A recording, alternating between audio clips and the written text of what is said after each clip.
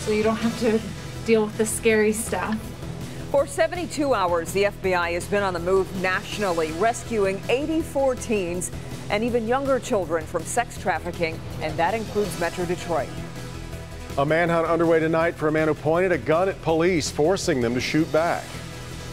Expensive Halloween decorations disappearing in one downriver community, and neighbors hope this video will help catch the thieves. Live from downtown Detroit, Local 4 News at 11 starts now. Our top story tonight, dozens of children rescued during a nationwide sex trafficking sting. The FBI teamed up with at least 10 local police departments to save a dozen minors in Metro Detroit. Mara McDonald live off the top here at 11 at the FBI field office in downtown Detroit. Mara? Devin, let me bring you up on the stats from our portion of this nationwide sweep. You're right, 12 children rescued here in southeastern Michigan. 8 traffickers taken into custody. Another 46 adults taken into custody for participating in prostitution. But I warn you, you've got to prepare yourselves to realize how young the youngest victim is in all of this. This is FBI video shot at one of the many locations its agents, along with local police, raided over a 4-day span in what the feds call Operation Cross Country 11. Which is hard to see her face from here, but on the ad she looks about 14. Of the 84 children rescued across the country, the average age was 15, all being sold for sex and trapped in situations well beyond their control or years, including a teenager from Russia who had minimal to no language skills. How did you end up coming from Russia to Denver and do this? How did that happen? But the most sickening, agents recovered a 3-month-old baby girl and her 5-year-old sister in Colorado after a relative of theirs made a deal to sell them for sex for $600 to an undercover officer. Same thing, close cover, shadow cover, just like we would have done here. Nothing changes. As soon as I get the apartment number from her, we'll air it out. Here at home, the FBI and 24 other local police agencies worked the sting. They rescued 12 children. FBI Detroit Special Agent in Charge David Gelios saying, while the recovery of exploited juveniles remains our priority, the FBI will continue to work tirelessly to rescue anyone being commercially trafficked and exploited. Back here live, most of those stings were set up on the internet. Most of these traffickers are shameless in, putting it out there about what they have for sale. But the stings went down, anywhere. We're talking hotels, motels, rest stops, truck stops, and even casinos. Kimberly, Devin, back to you. It's just incomprehensible. You talk about people selling their own family members. Mara, what now happens to all of these children that have been wrapped up in this? Well, they've got, dozens of them nationally. The FBI has a special victims unit that handles children who are in these circumstances, and not just mentally or emotionally, like they provide basic necessities, food, shelter, and everything else, and they move them into social services to try and get them out of this so they never return. Just horrific. All right, Mara. News since 6 o'clock, police have released a photo of the man wanted for pointing a gun at officers in southwest Detroit. They're looking for this man. He's 27-year-old Ronito Gomez. They say he got into an argument with some people and pulled a gun. When officers got there, they say Gomez turned the gun on them. One officer fired back at Gomez but did not hit him. Gomez took off in a black Nissan Altima. If you know where he is, call police. Also new tonight, the man wanted in connection to a deadly workplace shooting in Maryland has now been arrested. Police found 37-year-old Rady Prince in Delaware. He's accused of shooting 5 of his co-workers this morning outside Baltimore. 3 of them died.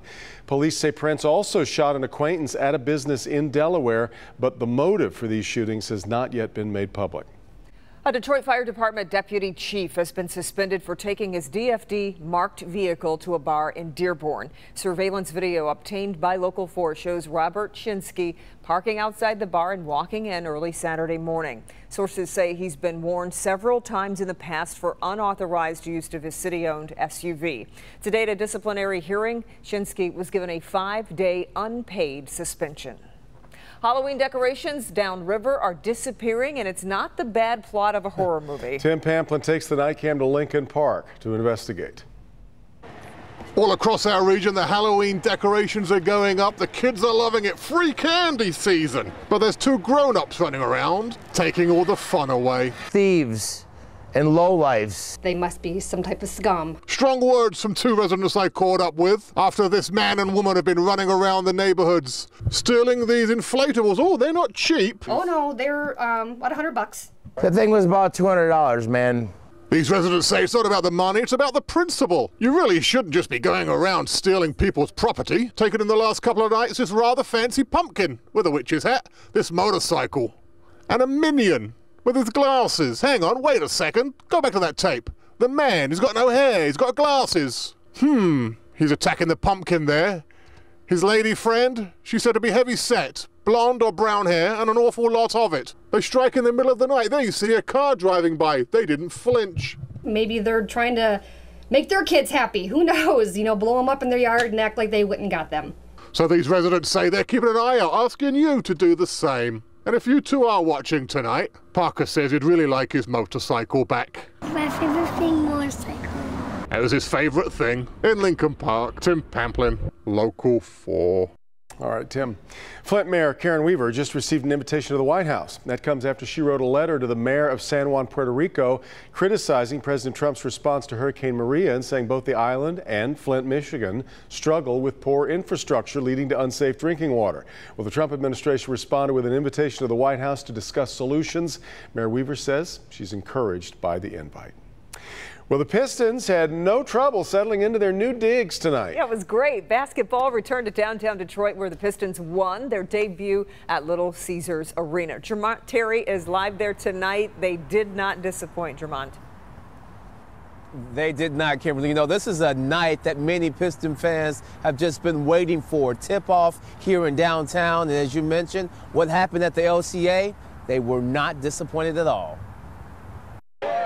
The excitement hits you the moment you step foot into the new arena. Fans are pumped. Their Pistons are back in downtown. I'm just happy it's back in Detroit. Big fan of Andre Drummond. I can see a lot more games. The new LCA arena gets the seal of approval. It's a beautiful thing. The city is going crazy. It's like electrified. Like it don't get no better than this. It's great to have them home. Go. And they're just as pleased to see some old favorites. He's back, a dancer. Like Shannon Sales, the dancing usher, who's known to keep the arena rocking. Now you are truly in Motown, right. Back downtown. That's right. You gotta show me a move. Well, that's easy, man. I can do that now. Come on now, that's what I do. You know what I'm saying? We got to do that. We got to give them something. You know, they got to get that. They got to get the... And the Pistons touting we are back all night as a new season, a new era gets underway. Even hometown celebs didn't miss out on this night. To my city, to your city, make some noise for the Detroit Pistons. Let's go! Game 1 at LCA goes down in history, and it's a win on this night and beyond.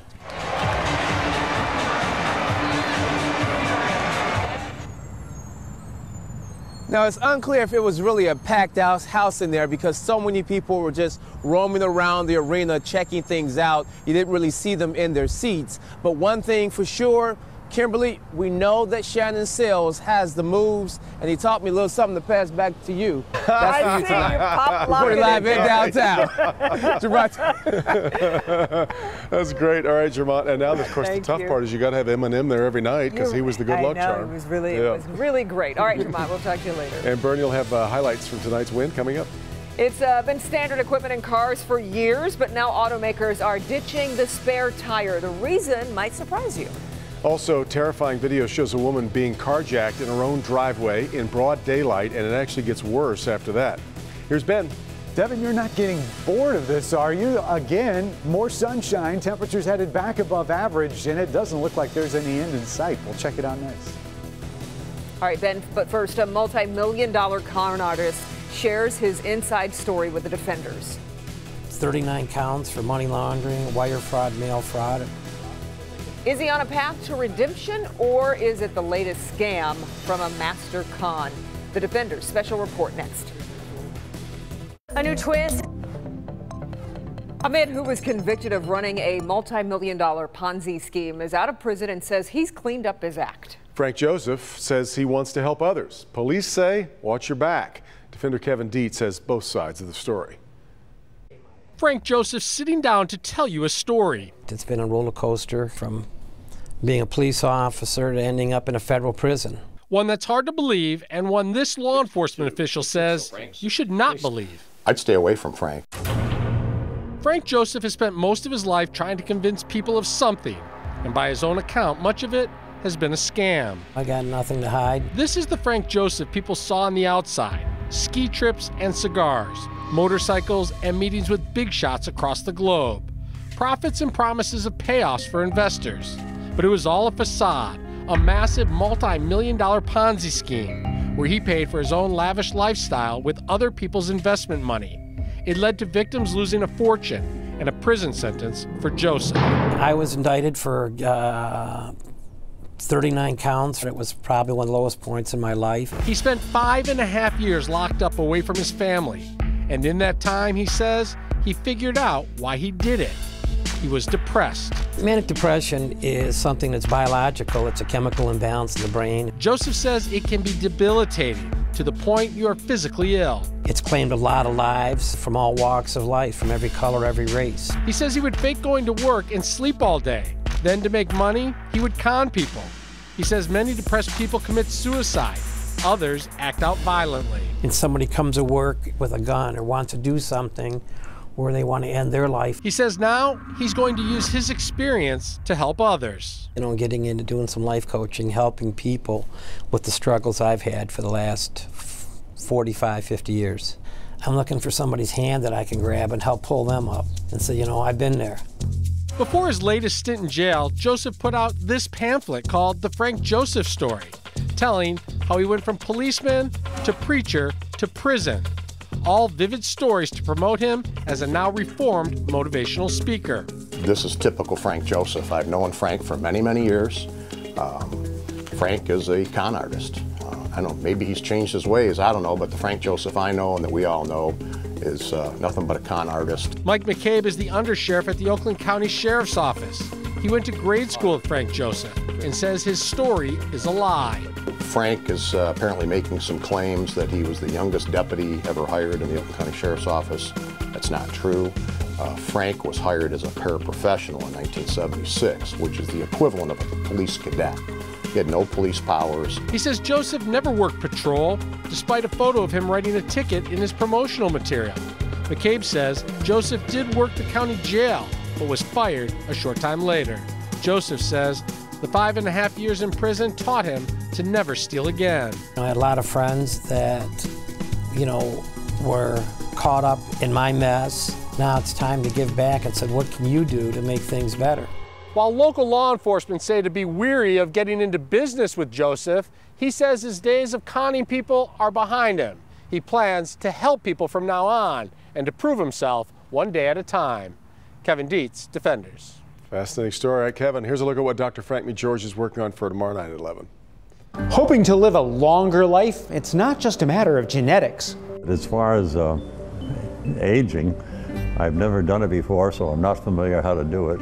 I'm Dr. Frank McGeorge. Tomorrow night at 11, the surprising things that you can do to add years to your life, including the type of exercise that could literally save it. It's not quite the fountain of youth, but it's certainly a good start. Tomorrow night at 11. We just don't know. It's the first time we've seen Ben today. I know. He was just hanging out with the parade folks all day. Yeah. And look, when we got weather this nice in October, I want to be out and about. Don't blame me. Shaking hands, kissing babies. I want to be out as much as possible. And we're getting more of this to go, too. The good thing tonight is the winds have calmed down. We're seeing those wind speeds now down at 15 miles per hour and below. In fact, the fastest winds are right around City Airport, generally less than 10 miles an hour for a lot of us. Plus, the temperature's still working in our favor for this time, 11 o'clock at night in late October. And we're still in the mid to upper 50s, even 62 downtown. Grosse Ile's at 60 degrees. Really, the only way you can tell this is October is by looking at the trees, and the color is starting to change, but there are a lot of leaves that are still hanging on. Dave sent this in to us from Whitmore Lake and Storm Pins. We'd love to see your pictures. We've got a lot of folks that contribute every night. We'd love to see more from you.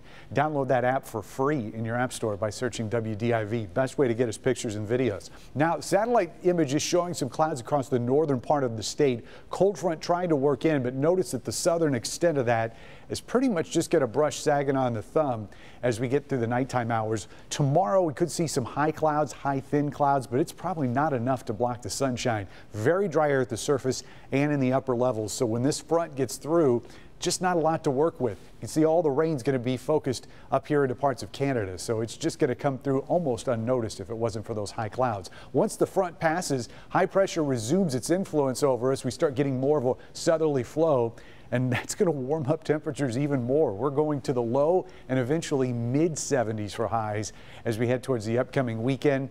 Cold front is going to arrive Sunday late, but we've got a fantastic weekend to get in. So if you do not have outdoor plans, you probably want to be thinking about making some in the next day or so. 50 degrees tonight, skies clear. Highs tomorrow are going to be very similar to what we saw today. Metro zone will be right around 70 degrees in the city and also down at the airport. South zone right around 70 here as well. 69 in Adrian. Tecumseh, you'll be at that mark as well. Most spots, though, are going to be at 70 degrees. West zone, you'll be in the 60s, mid to upper 60s for high temperatures tomorrow. Cooler, but not by much in the north zone. Still respectable. Still pretty nice for this time of year. Anywhere between 66 in Sandusky and 69 in St. Clair tomorrow. Temperatures do march up through the weekend. Pretty nice day for football in East Lansing on Saturday. It's 74 and mostly sunny. But when that rain comes in and those temperatures start turning, it's going to be noticeable to say the least next week. 50s for highs, 40s for lows. So yeah, all those hoodies that you're not wearing this week. So you'll be in the studio with us next week. Hunkered down, not going anywhere. All right, Ben. Well, 1 week from tonight, Detroit's mayoral candidates will debate live in our Local 4 studios. It'll be Mike Duggan and Coleman Young II, their only televised debate before the election, so be sure to join us a week from tonight, 8 p.m., right here live on Local 4. Still ahead, a teen beaten at high school, but it's not another student police are looking for. Carjacked in broad daylight, a mother targeted in her own driveway, then ends up being caught in the middle of a shootout.